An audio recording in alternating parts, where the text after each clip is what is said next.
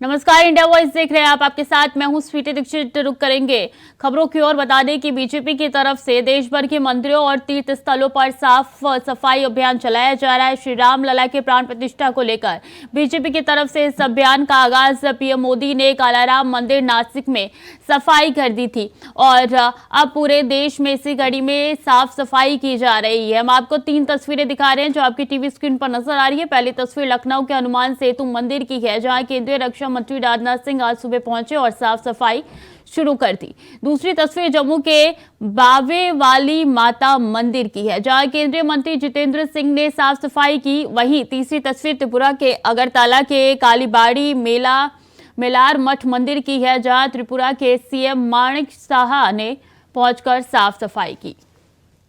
तो 3 तस्वीरें आपकी टीवी स्क्रीन पर। बता दें कि पीएम के आह्वान के बाद ये साफ सफाई का कार्यक्रम शुरू हुआ है। मंदिरों में जाके तमाम बड़े नेता साफ सफाई कर रहे हैं। ये 3 तस्वीरों में नजर आ रहा है कि किस तरीके से तमाम नेता जाके मंदिरों में श्रमदान कर रही हैं।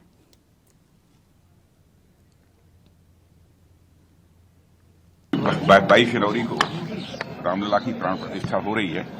बड़ी संख्या में लोग सारे देश से नहीं बल्कि दुनिया के अन्य देशों से भी भाग लेने के लिए आ रहे हैं। यह मैं समझता हूं समस्त देशवासियों के लिए, सभी राम भक्तों के लिए इससे बड़ा हर्ष का विषय है, आनंद देने वाला विषय।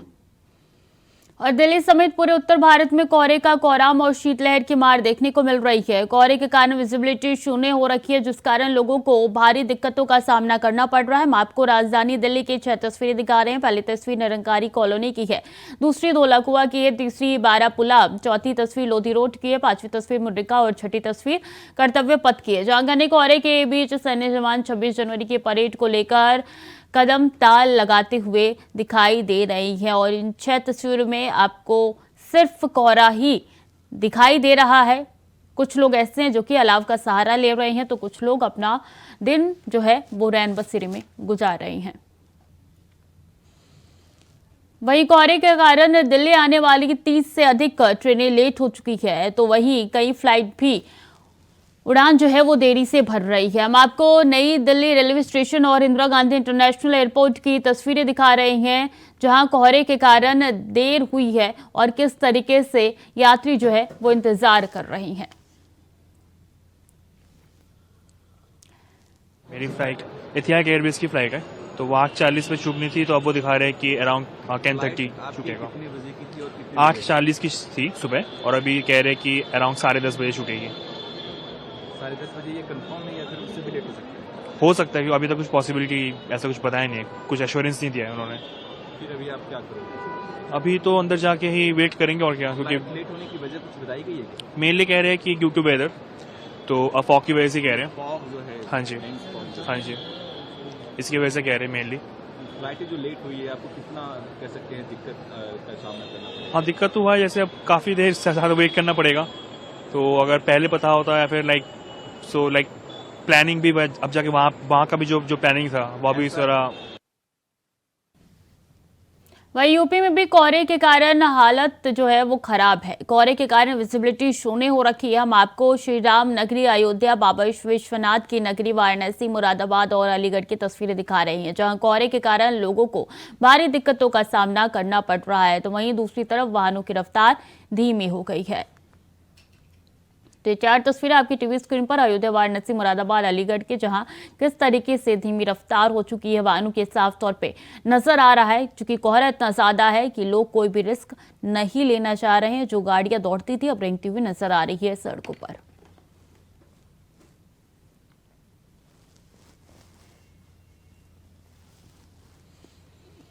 और लोकसभा चुनाव 2024 को लेकर बसपा के इंडिया गठबंधन में शामिल होने के कयासों के बीच बीएसपी चीफ मायावती ने लोकसभा इलेक्शन को लेकर बड़ा ऐलान कर सभी को चौंका दिया है। मायावती ने अपने 68वें जन्मदिन पर कहा है कि उनकी पार्टी 2024 का लोकसभा चुनाव अकेले ही पूरी तैयारी और दमखम के साथ लड़ेगी, जिसके बाद इंडिया गठबंधन में तैयारी कर रही कांग्रेस और सपा की उम्मीदों पर पानी फिर गया है।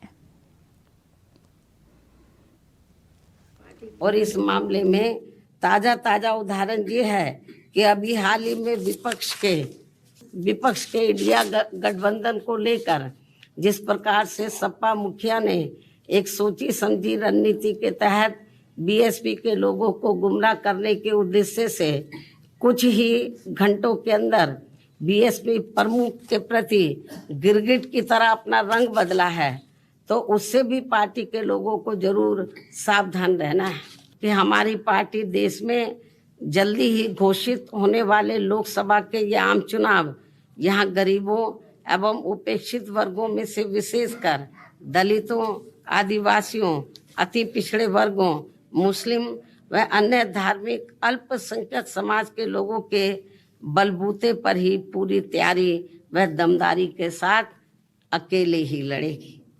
और इन्हीं के बलबूते पर ही हमने सन 2007 में यहाँ आबादी के हिसाब से देश के सबसे बड़े प्रदेश उत्तर प्रदेश में अकेले ही चुनाव लड़कर फिर अपनी पार्टी की पूर्ण बहुमत की सरकार भी बनाई थी। इसलिए अपने इस अनुभव को भी खास ध्यान में रखकर हमारी पार्टी लोकसभा के ये आम चुनाव अकेले ही लड़ेगी। और अब तो चुनावों में ईवीएम में अधिकांश धांधली व गड़बड़ी किए जाने की मिल रही खबरों से भी बीएसपी के लोग भी काफ़ी ज़्यादा दुखी व चिंतित भी हैं।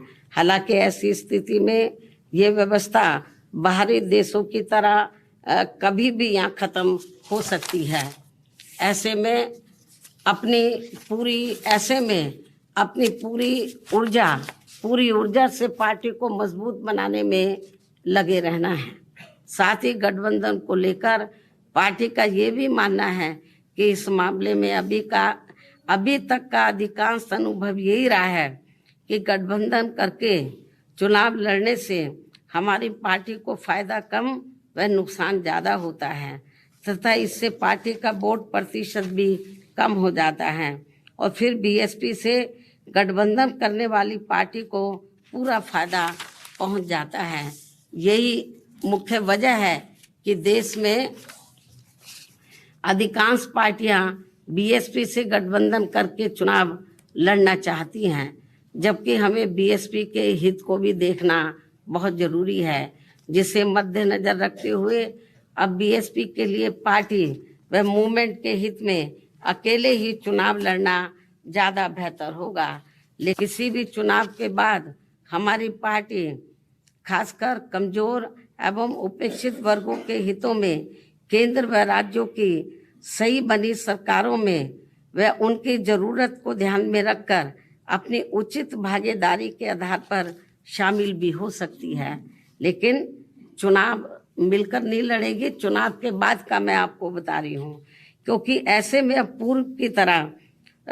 पूर्व की तरह पार्टी बाहर से फ्री में समर्थन देने वाली नहीं है।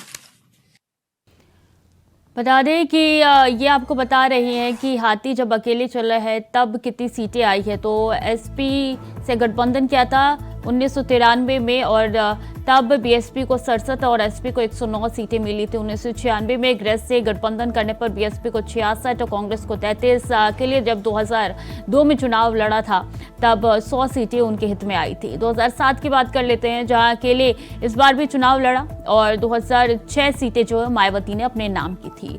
अगर इसके बाद बात की जाए 2014 की, तो वहां पे बीएसपी का खाता भी नहीं खुला और 0 सीट जो है उनके हिस्से में आई। 2019 की बात कर लेते हैं, समाजवादी पार्टी से गठबंधन इस बार भी हुआ और बीएसपी के खेमे में जो है वो 10 सीटें आई थी। उसके बाद 2022 में भी अकेले चुनाव जो है वो मायावती ने अपने दमखम पर लड़ा और बीएसपी के खाते में 1 सीट आई थी मात्र।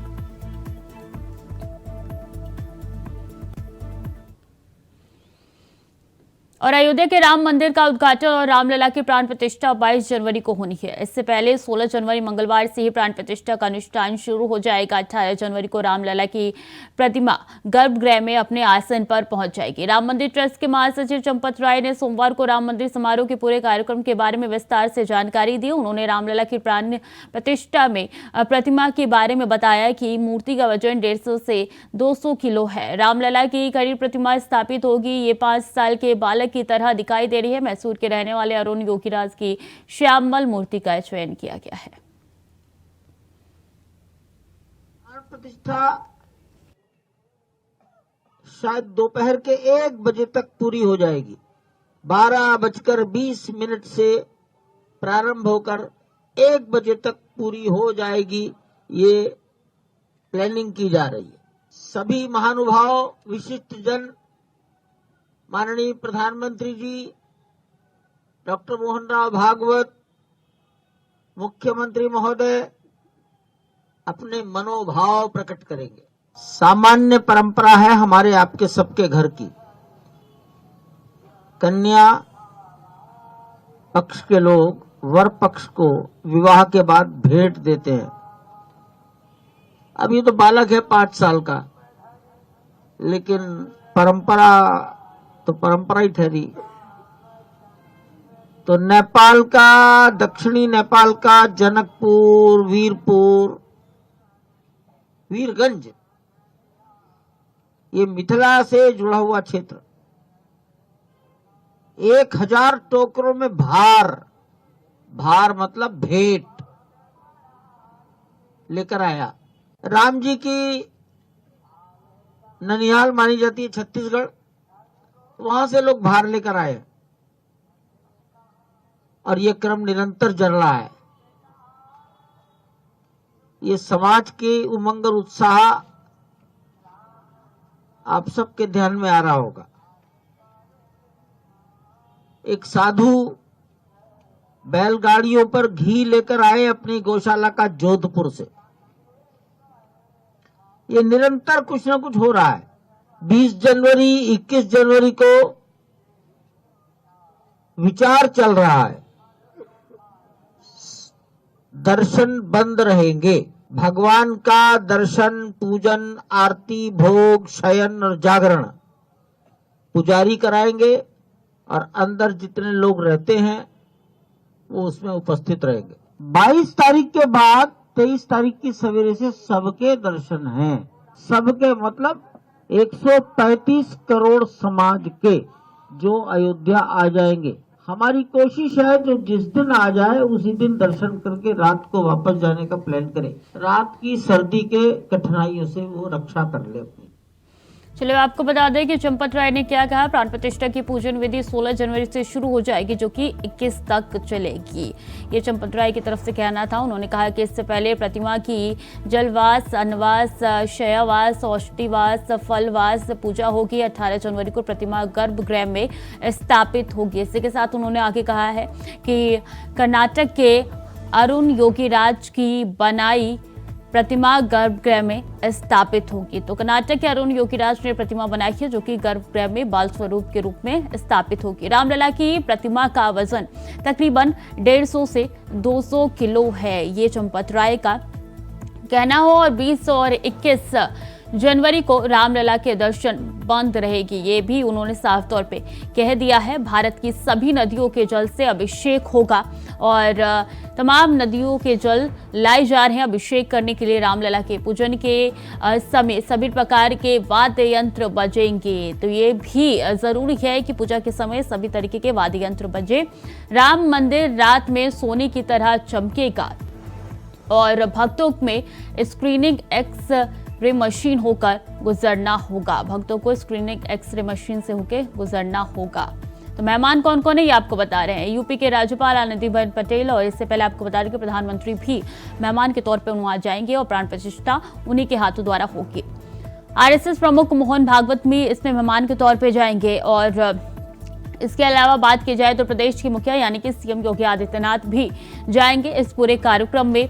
और इसी के साथ ट्रस्ट के अध्यक्ष नृत्य गोपाल दास भी यहाँ पे जाएंगे और इस भव्य कार्यक्रम का वो इसमें अवसर पर वो जाके अपनी उपस्थिति जो है वो दर्ज करवाएंगे। इसके अलावा सभी ट्रस्टी लगभग 150 परंपराओं के संत धर्माचार्य मौजूद रहेंगे। ये मेहमान जो है ये आपको बता रहे हैं कि कौन कौन जाएगा इस पूरे कार्यक्रम में। हर तरीके की रक्षा, पुलिस से लेकर पैरामिलिट्री फोर्स के अधिकारी भी यहाँ पे उपस्थित रहेंगे, क्योंकि बड़ा दिन है, कई वीआईपी मेहमान आने वाले हैं और ऐसे में हर एक छोटी से छोटी चीजों का ख्याल रखा जा रहा है। साहित्यकार भी वहां पे पहुंचेंगे, पद्म पुरस्कार विजेता, मंदिर निर्माण करने वाले सब वहां पे पहुंचेंगे। और इसी के साथ बता दें कि कई दिग्गज को भी बुलाया गया है इस पूरे कार्यक्रम में। प्रधानमंत्री नरेंद्र मोदी द्वारा पीएम जनमन के तहत जनपद पौड़ी के कोटद्वार विधानसभा जशोदपुर गांव में बॉक्सर जनजाति के साथ वीडियो संवाद का आयोजन किया। जिला प्रशासन, कोटद्वार तहसील प्रशासन के सभी अधिकारी कर्मचारी पीएम जनमन कार्यक्रम को सफल बनाने के लिए लाभार्थियों को लाभ पहुंचाने का काम कर रहे थे। कार्यक्रम के दौरान लाभार्थियों द्वारा मंच से कहा गया है कि आजादी के बाद से अब तक बॉक्सर जनजाति को मुख्य धारा से वंचित रखा गया। नहीं, उससे तो हमें कोई निराशा नहीं है, लेकिन हमें खुशी की बात है कि हम बॉक्सर जनजाति की सर्वे हो रही है तो अच्छी बात है। तो सर्वे हो रही है, समझ लो कि ऊपर तक नाम जाएगा तो मिलेगा भी जो चीज़ हम लोग तक मिलना चाहिए।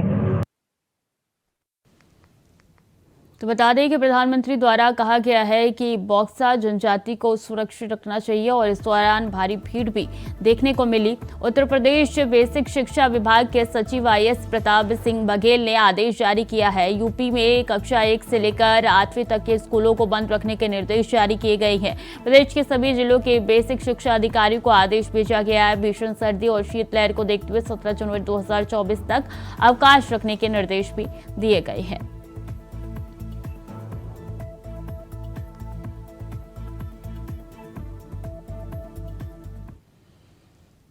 और अयोध्या में 500 वर्षों के बाद भव्य राम मंदिर का निर्माण हो रहा है। 22 जनवरी को देश के प्रधानमंत्री नरेंद्र मोदी के हाथों मंदिर का लोकार्पण और नव विग्रह के प्राण प्रतिष्ठा का कार्यक्रम तय किया गया है। प्रधानमंत्री नरेंद्र मोदी की अपील पर देश भर में 14 जनवरी से 22 जनवरी के बीच राम महोत्सव मनाया जा रहा है। जगह जगह मंदिरों में भजन, कीर्तन और यज्ञ अनुष्ठान आयोजित किए जा रहे हैं। इसी कड़ी में संगम नगरी प्रयागराज में भी 21 कुंडीय सहस्त्र चंडी यज्ञ अनुष्ठान का आयोजन हो रहा है।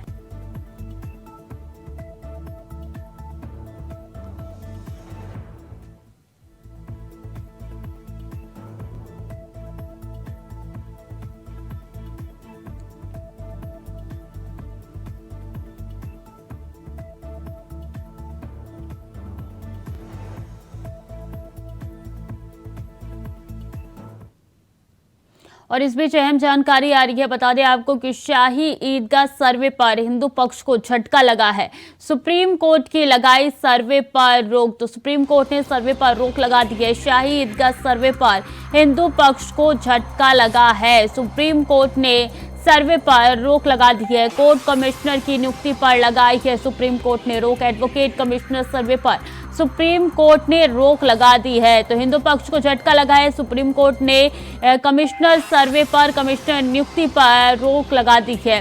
बता दें कि सुप्रीम कोर्ट ने कमिश्नर सर्वे पर रोक लगा दी है। हाईकोर्ट के आदेश पर सुप्रीम कोर्ट की अंतरिम रोक है और शाही ईदगाह मस्जिद के सर्वे आदेश पर रोक लगा दी गई है। 23 जनवरी को होगी मामले में अगली सुनवाई। तो शाही ईदगाह मस्जिद के सर्वे पर आदेश जो जारी किया गया था उस पर रोक लगा दी गई है सुप्रीम कोर्ट के द्वारा। बता दें कि हिंदू पक्ष को बड़ा झटका लगा है। शाही ईदगाह में SI सर्वे की मांग की गई थी और ऐसे में परमिशन भी मिल गई थी हाई कोर्ट की तरफ से, लेकिन सुप्रीम कोर्ट ने रोक लगा दी है और बड़ा झटका हिंदू पक्ष को लगा है। सुप्रीम कोर्ट ने सर्वे पर रोक लगा दी है। कोर्ट कमिश्नर की नियुक्ति पर भी सुप्रीम कोर्ट ने रोक लगा दी है। इससे पहले देखा था हमने कि किस तरीके से जद्दोजहद लगातार चल रही थी और अब देखिए सुप्रीम कोर्ट का ये फैसला निकल के सामने आ गया है। सुप्रीम कोर्ट ने रोक लगा दी है। एडवोकेट कमिश्नर सर्वे पर सुप्रीम कोर्ट ने रोक लगा दी है। हाईकोर्ट के आदेश पर सुप्रीम कोर्ट की अंतरिम रोक हो चुकी है।